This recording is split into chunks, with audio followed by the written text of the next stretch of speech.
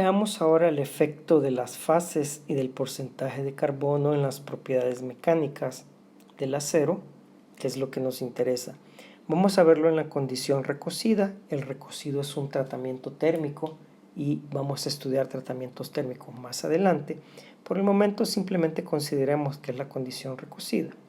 Entonces veamos, en esta tabla tenemos el porcentaje de carbono del acero. Tengo acero que tiene 0.2% de carbono, 0.3% de carbono, 0.4% de carbono, 0.5% de carbono y 0.95% de carbono. A partir de este porcentaje de carbono y con las ecuaciones que vimos en el video anterior, calculamos el porcentaje de ferrita proeutectoide y el porcentaje de perlita. Y para el caso del acero, del último acero, 0.95% de carbono, no vamos a tener ferrita, lo que vamos a tener es cementita. Y entonces veamos que a medida el porcentaje de carbono aumenta, aquí bajando, voy aumentando el porcentaje de carbono, el porcentaje de ferrita disminuye y el porcentaje de perlita aumenta. Es decir, a mayor porcentaje de carbono, hay menos ferrita y hay más perlita. La ferrita le da ductilidad al acero. Entonces, a medida el porcentaje de ferrita disminuye, la ductilidad disminuye. La perlita le da resistencia al acero. La resistencia a la fluencia, debido a la presencia de la perlita, es mayor. A mayor perlita, mayor resistencia a la fluencia.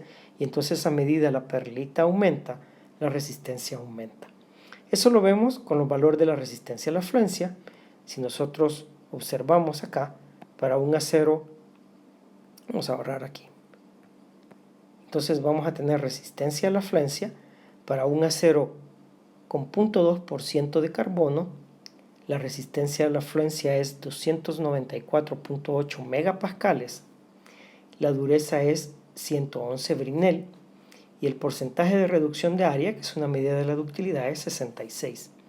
A medida el porcentaje de carbono aumenta, vamos a acá, a medida el porcentaje de carbono aumenta y para un acero con 0.3% de carbono, yo voy a tener que la resistencia a la fluencia aumentó. Esto es porque el porcentaje de perlita aumentó. La dureza aumentó por la misma razón. Al aumentar la resistencia aumenta la dureza. Y el porcentaje de reducción de área disminuyó porque la ferrita disminuyó. Entonces, como podrán ver, el porcentaje de carbono controla las fases y las fases controlan las propiedades. A medida el porcentaje de carbono sigue aumentando, y ahora tenemos un acero con 0.4% de carbono, la ferrita disminuye aún más, la perlita aumenta, por tanto la resistencia aumenta, la dureza aumenta con respecto al acero anterior y la ductilidad disminuye un poquito, no disminuye mucho, pero sí va disminuyendo. Entonces, en general, a medida el porcentaje de carbono aumenta, la resistencia es mayor, la dureza es mayor y la ductilidad es menor. E igual, podríamos plantearlo al revés. Si limpiamos aquí. A medida el porcentaje de carbono disminuye, y en ese caso me estaría moviendo hacia acá, de mayor porcentaje de carbono a menor porcentaje de carbono, lo que va a ocurrir es que la resistencia va a disminuir. A medida disminuye el porcentaje de carbono, la dureza va a disminuir y la ductilidad va a aumentar.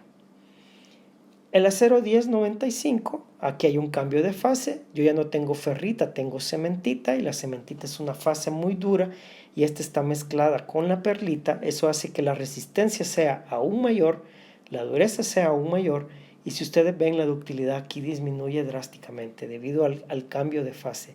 Y si el ya no tener ferrita, sino que cambiar a cementita, hace que la ductilidad sea mucho menor y que la resistencia aumente. Entonces, eso está resumido acá. A medida aumenta el porcentaje de carbono,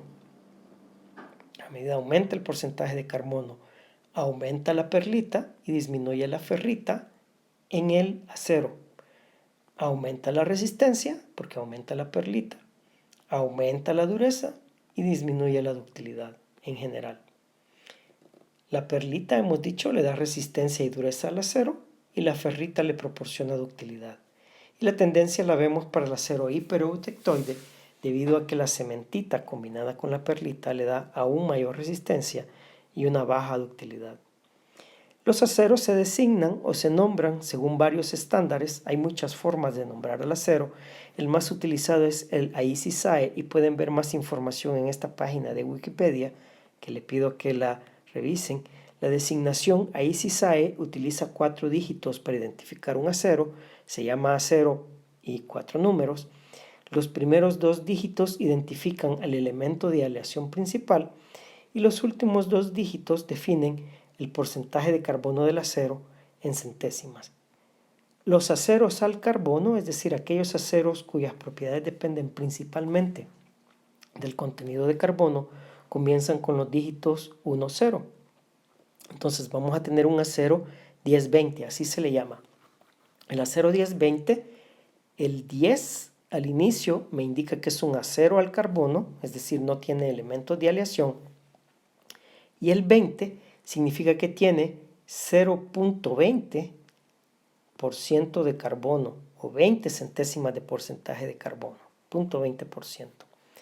Un acero 1040 es un acero al carbono porque sigue comenzando con 10 y con 0.4% de carbono debido al 40. Y un acero 1080 sigue siendo un acero a carbono por el 10 y el 80 significa que tiene 0.80% de carbono. Acá en El Salvador, los aceros más comunes son estos 3, el 1020, el 1040 y el 1080, aunque este se encuentra en menor cantidad. Realmente los más comunes son el 1020 y el 1040. Otro acero muy común aquí en El Salvador es el 4340. Este es un acero aliado porque ya no comienza con 10, comienza con 43. Eso significa que es un acero aliado. El primer dígito en este 4, el 4, indica que el elemento principal de aleación es el molibdeno. Y el 3, el siguiente dígito, combinado con el 4, que es el primer dígito, indica que es un acero que tiene níquel, cromo y molibdeno. Entonces los primeros 2 dígitos indican la aleación. En el caso del acero 4340 es un acero cuyas propiedades dependen principalmente del níquel, cromo y molibdeno. Y el 40 significa que tiene 0.4% de carbono. Los dígitos, las tablas con cada dígito puede consultarse de nuevo en Wikipedia